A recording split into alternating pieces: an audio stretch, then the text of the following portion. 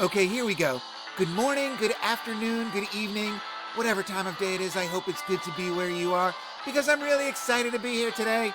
My name is Baltimore Fats, and this is Proximity to Power. Yeah!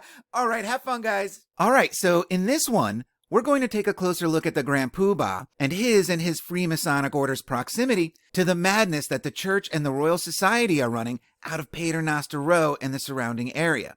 And I was able to piece this together because there were two bits of knowledge I had going in. And the first bit of knowledge that I had is that John Murray Sr., patriarch of the Murray Publishing Dynasty, opens his first bookstore in 1768 at 32 Fleet Street, opposite St. Dunstan's Church, which is here in relation to St. Paul's and here in relation to St. Dunstan's.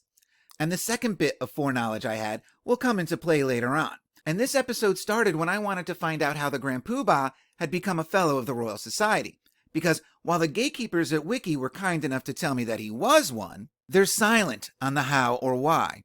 And unfortunately, the AI that I've now taken to calling Googly, right? Googly is also silent on this as well. But Googly did drop this on my lap, right? It says, John Murray, 4th Duke of Atholl, President of the Royal Academy. And I read that and I was like, wait a minute, what? Right? Because his wiki page didn't say anything about the Royal Academy. And if he was president, that seems kind of important. And what, if any, associations did the Royal Academy have with the Royal Society? And so the Royal Academy of Arts, as it's styled, is an art institute based in Burlington House in Piccadilly. And it was founded in 1768, and it has a unique position as an independent, privately funded institution led by eminent artists and architects. And its purpose is to promote the creation, enjoyment, and appreciation of the visual arts through exhibitions, education, and debate, which I think is kind of funny because is there more futile an endeavor than debating aesthetics? And it's interesting that its purpose is to promote art and not actually make it. Essentially, it's just a giant PR firm handling the marketing of art. Yeah, there's nothing manipulative about that at all, right? And it gets off the ground when Sir William Chambers, Britain's chief architect and head of the Office of Works, gets King George III to ratify its charter. And its charter is called an instrument, in quotes, which I think is interesting. But nowhere in this wiki page do they mention the Poobah. I was thinking, okay, they probably had 100 presidents by this point, right? So maybe it's not shocking that he's not on their webpage, right? But surely this article was going to tell me more. And all this is a link to this portrait of the Poobah. And isn't he a dandy in this one? And this portrait was allegedly painted by the esteemed Thomas Lawrence, the outstanding English portrait painter of his day, who, of course, was a self-taught child prodigy. Never had one lesson. And it turns out it was him that was president of the Royal Academy and not the Grand Poobah, whose portrait page must be tagged this way because the portrait was painted by Thomas Lawrence, who was a president of the Royal Academy. But seeing it presented this way still had my fat senses connecting the Poobah to the Royal Academy, who, remember, has a unique position as an independent, privately funded institution.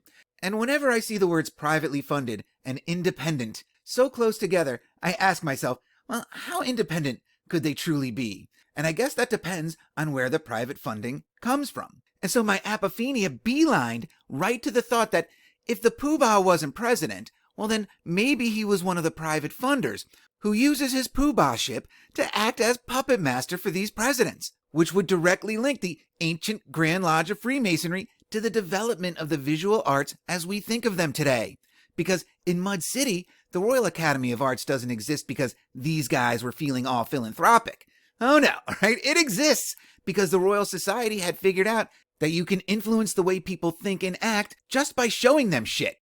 That they could visually evoke emotional responses in people. And emotional responses can be manipulated. And these guys, and those that came after them, like the X Club, have big plans for this information.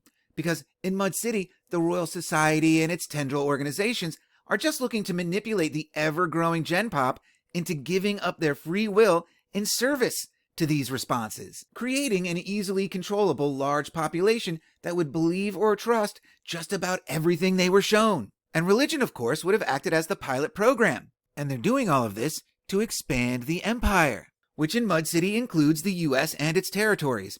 So damn near half of this map.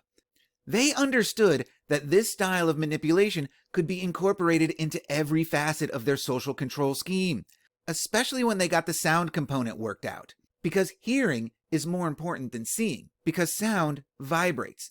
It can move air, and it can synchronize with the natural vibrations of your brain and make you do just about anything.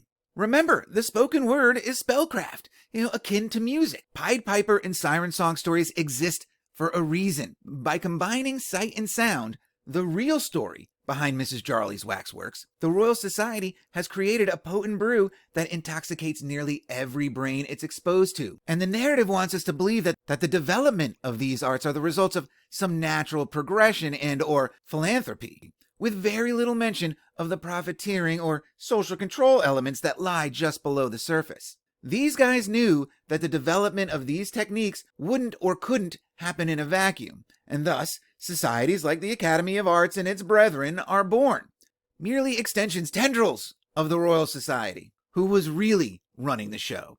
And the Academy of Arts and the Royal Society are so close, in fact, that they share an address.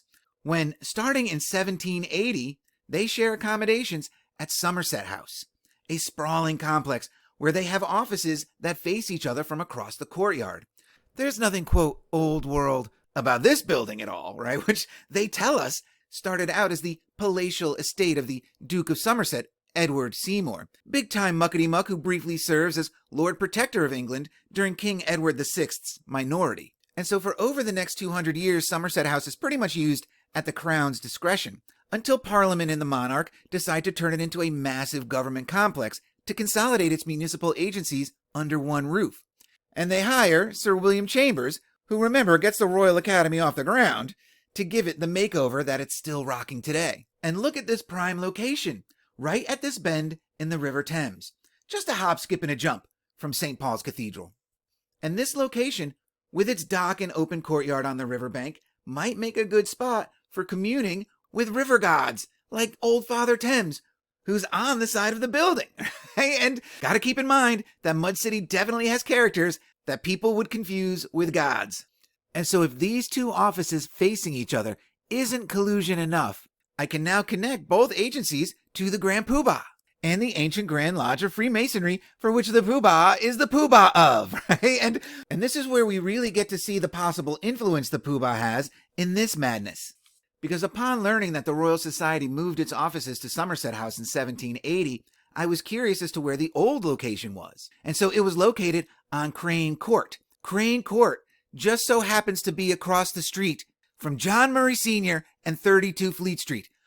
What? Yup. Are you kidding me? Sr., who's descended from the Murrays of Tullibardine, just happens to set up his shop across the street from the Royal Society, does he? And it's interesting to note that he opens his shop and the Royal Academy get its charter in the same year, 1768. And so now I think it's safe to say that Senior and the Poobah knew each other. Because if they're not related, how hard is it to cross the street? And we're not done yet. Oh no, right? Because as the Murray Publishing dynasty really starts gaining purchase, Junior, the man truly responsible for the Murray Publishing empire, a man so important to the publishing industry and to the furtherance of the romantic arts, no less an authority than our boy Lord Byron, calls him the Enoch of publishing. And reading that lit up my fat senses like the 4th of July, because you may remember that I connect the Enoch Society of Georgia Tech to the now demolished Georgia Guidestones. And so now, in my apophenia gone wild of a world, I can link the Georgia Guidestones to the Murrays of Tullibardine through Enoch and Junior by way of Lord Byron. What? Perhaps connecting the Georgia Guidestones and Freemasonry in a way that had never been done before. That's just unbelievable. But I'm digressing here, right? The publishing and bookselling business is going so well for Junior that he decides to move the company's headquarters to 50 Albemarle Street in 1812. One of those years that just keeps on giving, right? And Albemarle Street is located in the Mayfair neighborhood of London, which puts it over here in the grand scheme of things. Right, we have St. Paul's, we have Old Murray HQ, and now we have New Murray HQ on Albemarle Street. And so here's a rather unspectacular view of Albemarle Street, and I have to wonder if this was done on purpose, to obscure how important the street may be. I don't know. And the interesting thing about this to me is that in work that never made it into an episode, I tried to connect this Mayfair neighborhood in London to the Mayfair Theatre in Baltimore, which at one point was known as Howard's Auditorium, which in 1891 had permanent wax tableau and Cosmorama exhibits. And in the Standing in the Doorway episode, I peg the Mayfair Theatre in Baltimore as a possible gateway. And I tried to connect the two places because the Mayfair neighborhood in London is part of the West End Theatre District. Because remember, Poe's grandfather, Benedict Arnold, at one time was creeping around the West End, macking on hot babes like Poe's grandmother. And so I just love the idea that these two places could be connected this way. And so getting back to the Mayfair neighborhood, it's now time to bring out that second bit of foreknowledge that I had before I started going into all of this. Because, you see, I had come across Albemarle Street before from a different direction. It's on Albemarle Street that on November 3rd, 1864, November 3rd, 33, our old friends the X Club hold their very first meeting. At where else? 33 Albemarle Street. Because of course you have to have those double 33s on this, right? Which just so happens to be on the same block as the now well-established Murray Publishing headquarters. What are the odds on that? I don't know why, but I just have to say how gobsmacked I am by the idea that Senior sets up shop across the street from the Royal Society, and then almost 100 years later, the X Club starts its reign over the Royal Society within spitting distance of Murray Publishing's headquarters, which is run by John Murray III at this point.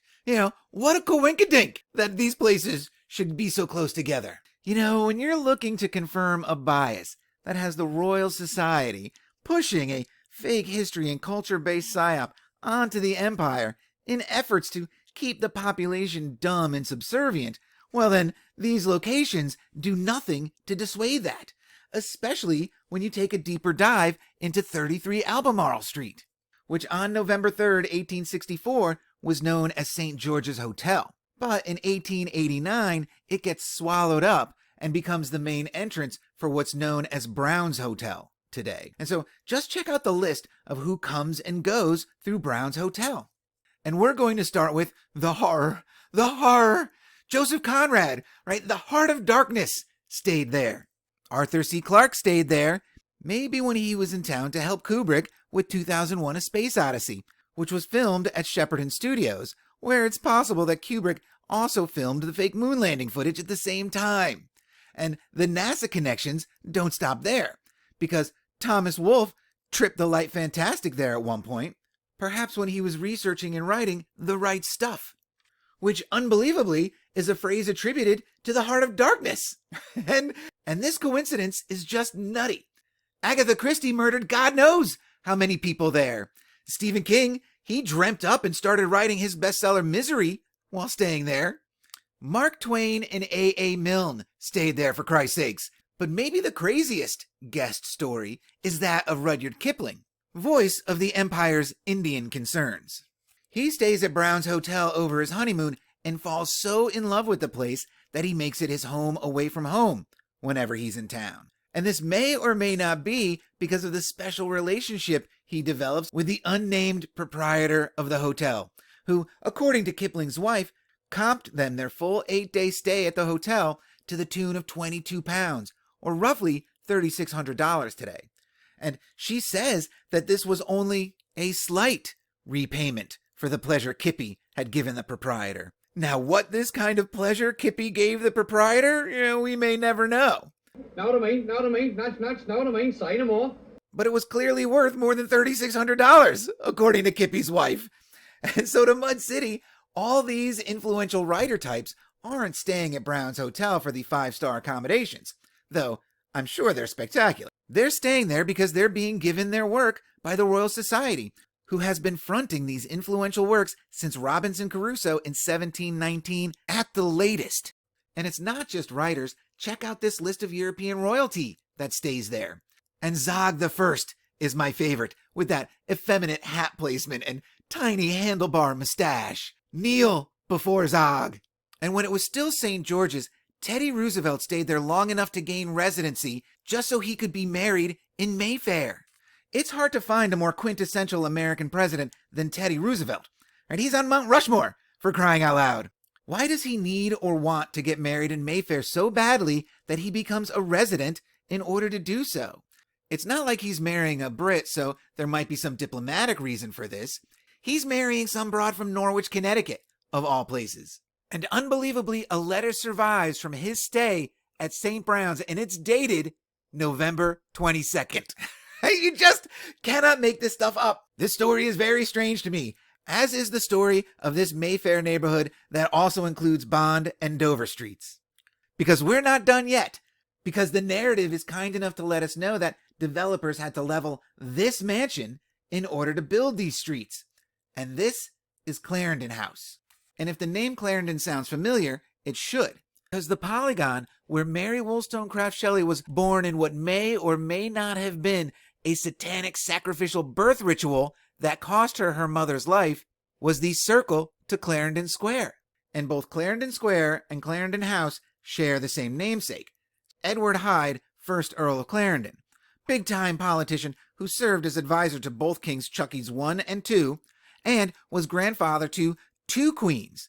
And he was fantastically wealthy.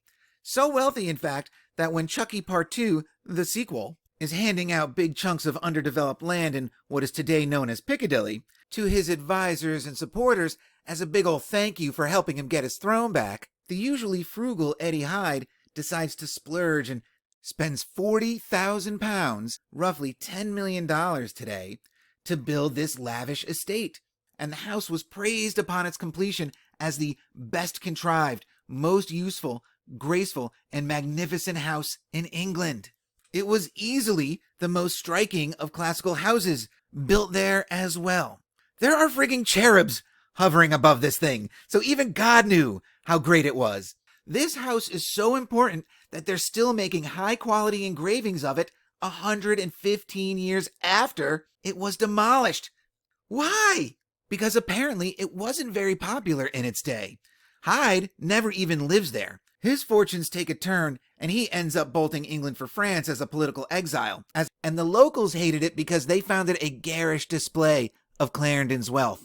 After he bolts the year that it's completed, it gets vandalized and falls into immediate disrepair. And Eddie's heirs sell it off at a massive loss of the original investment to one Christopher Monk, 2nd Duke of Albemarle. But oddly enough, even with the bargain basement price that he pays for it, Christopher Monk does nothing with this property either, eventually selling it to the developers who level it to build this neighborhood, naming Albemarle Street after the Duke of Albemarle. And so this story, It stinks. at minimum, over £66,000, or roughly $16.5 million today, went into this building just for it to sit abandoned for 16 years and then be demolished. So much for its useful magnificence, I guess. £66,000 in the late 1600s might as well be $1 billion today. It had that kind of buying power. So what's really going on here with this house? Was this just an inconvenient old world structure that they created a false narrative for? That's certainly possible. Or could it have been some sort of shady land deal?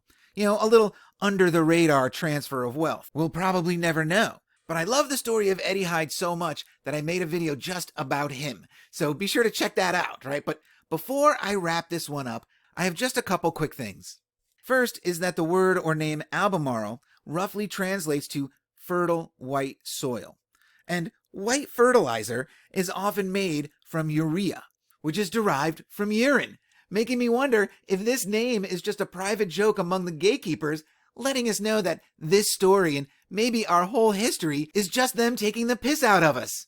Love that thought. And second, Burlington House, home to the Royal Academy today, has a long and curious history about it as well. This massive building started out as a private residence designed by or for Sir John Denham, who was a poet. It must have been nice when poets could make so much money to build such a lavish place, right? And construction started in 1664, same year that the foundation is laid for Clarendon's house. And according to the gatekeepers, Burlington House started life looking a little something like this. And it was over the course of some 150 years that it morphs into this. And it allegedly had this giant wall erected in front of it in the early 1700s to shield it from the now bustling Piccadilly. But of course, they end up knocking this down as well. And today, Burlington House is home to not only the Royal Academy of Arts, but also to the Geological Society of London, the Linnean Society, the Royal Astronomical Society, the Society of Antiquaries, and the Royal Society of Chemistry. How convenient. So the question, as always, is the fact that all of these scientific institutions share a roof proof of collusion between these societies to manipulate Gen Pop into expanding the empire? And does it prove that art is nothing more than a science on par with these other disciplines? That's not for me to answer, but you better believe in Mud City, it means exactly that. Because the most amazing thing about Burlington House is that it's right around the corner from Brown's Hotel and Murray's publishing headquarters. Location is everything in Mud City. Because I got here following the Grand Poobah and his proximity to all this power.